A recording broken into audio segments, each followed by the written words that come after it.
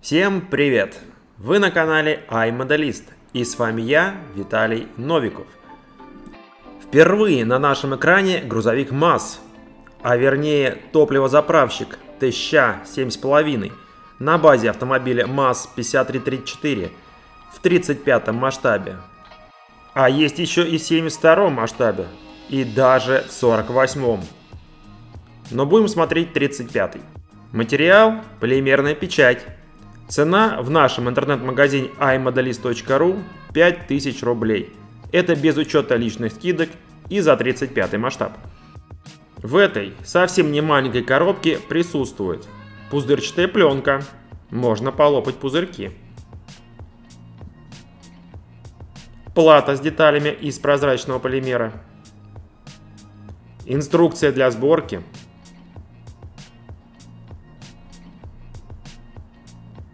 Декаль. Листы прозрачного пластика.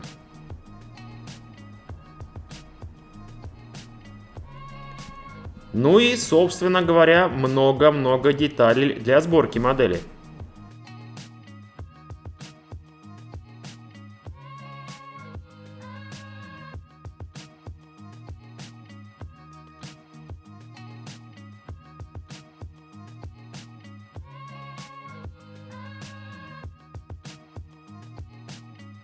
Начну-ка я, пожалуй, с кабины машины. Кабина выполнена одной деталью, что лично для меня только удовольствие и радость. В передней части кабины есть значок МАЗ. Лично я редко собираю печатные модели, но когда собираю, всегда смотрю на волны. Так называемые, конечно. Это, конечно, лечится наждачной бумагой, но, ребята, здесь их вообще нет. Поверхность аж глянцевая. Видно, что хороший принтер, хороший полимер и грамотно выставлен угол при печати. Похвально. Не могу не сказать и про вес модели. Детали очень тяжелые. И это плюс определенно. Вторая деталь – это цистерна, которая, в общем-то, тоже сделана в одну деталь.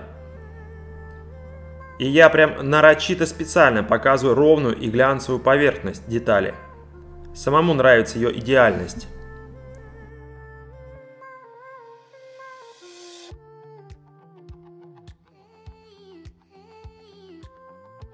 В задней части цистерны есть ее оборудование, вот которое и нужно будет собирать.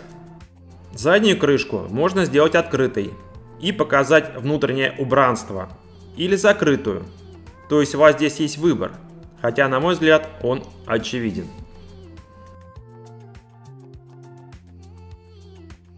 Рама машины перед вами. Сама ходовая часть отлита отдельными деталями.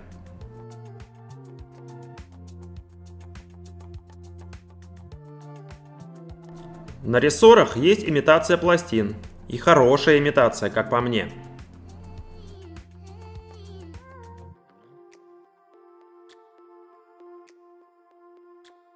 Деталь с нижней частью кабины машины.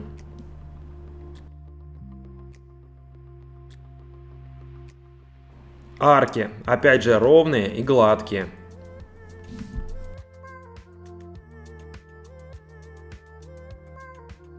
Вот там он углядел педальки.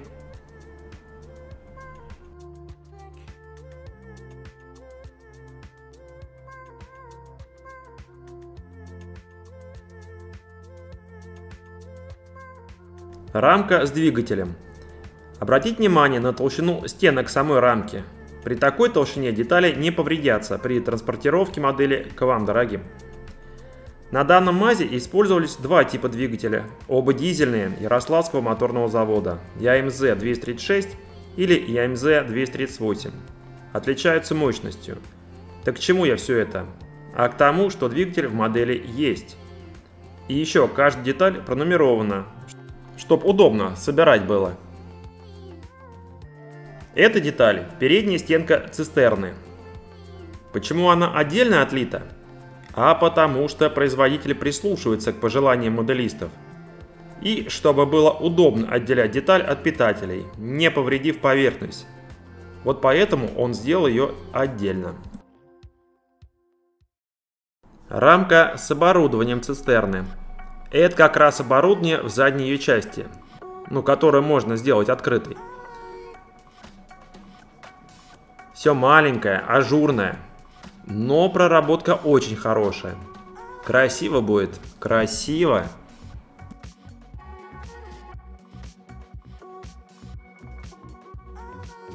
А что у нас здесь? Задняя крышка цистерны и крепление для запасного колеса.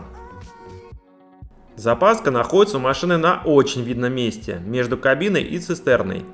Соответственно, и у модели она в другом месте располагаться не может. Производитель к креплению запасного колеса уделил большое количество времени и умения. И да, крепление достойное. С крышкой все понятно. Красивая, как обычно, гладкая здесь поверхность. Бензобак выполнен одной деталью. Поддержки из опыта можно убрать очень аккуратно при помощи кусачек, а идеально при помощи тонкой пилочки, и желательно идти сверху вниз, чтобы убрать напряжение. Напряжение не с вас, а с детали, чтобы не сломалось. Приборная панель сделана очень красиво. Но минус здесь, что красить ее придется вручную. Декалей на нее в наборе нет. И вообще сомнительно, что будет какое-либо цветное фототравление или 3D-декаль когда-либо. Рамка с канистрами и подставкой под них. 3 канистры имеются здесь у нас. И вот такая симпатичная подставка под них.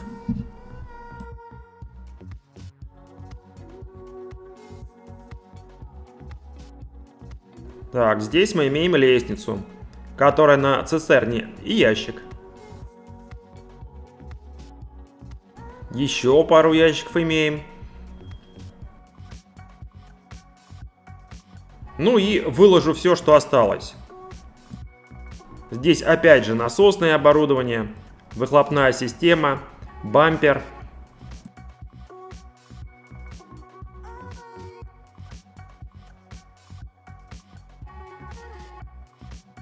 Руль вот здесь появился. Там вот спряталась еще ручка переключения коробки передач.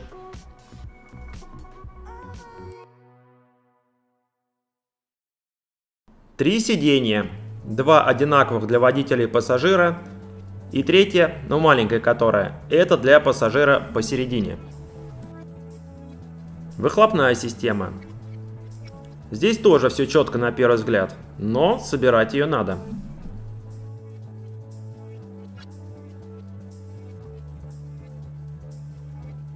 Мост и карданный вал отдельными деталями.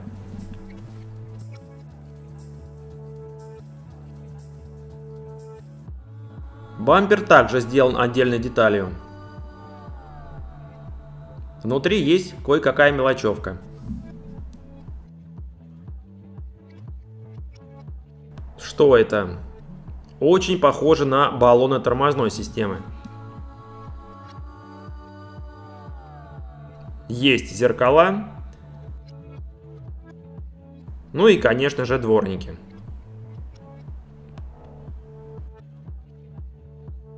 Колеса. В наборе присутствует 6 штук и запаска.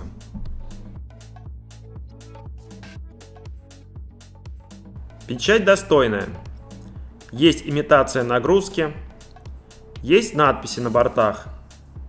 Хороший протектор. Достойные колеса для достойной модели. Можно смело ставить.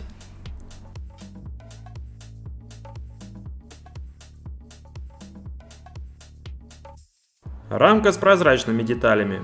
Здесь передние фары и задние фонари.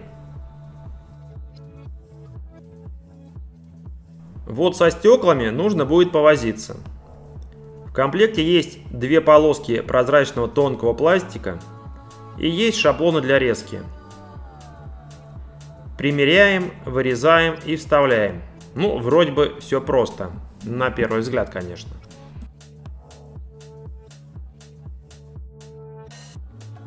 Есть в наборе и декаль.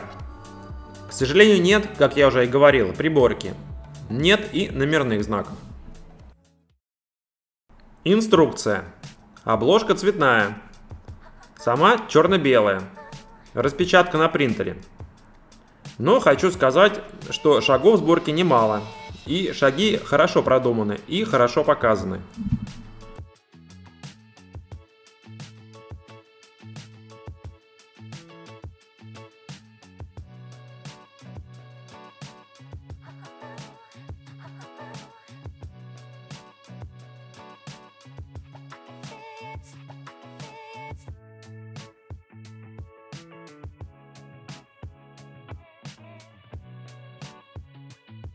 В конце инструкции есть несколько цветных фотографий прототипа машины. Это пригодится. Ну а на этом все. Надеюсь, что вам понравилось. Приобрести МАЗ, да еще и в нужном вам масштабе, вы можете на нашем сайте i-modelist.ru. И на этом я с вами временно попрощаюсь. До скорой встречи. Ваш Я Моделист и я, Виталий Новиков. Хороших вам сборок!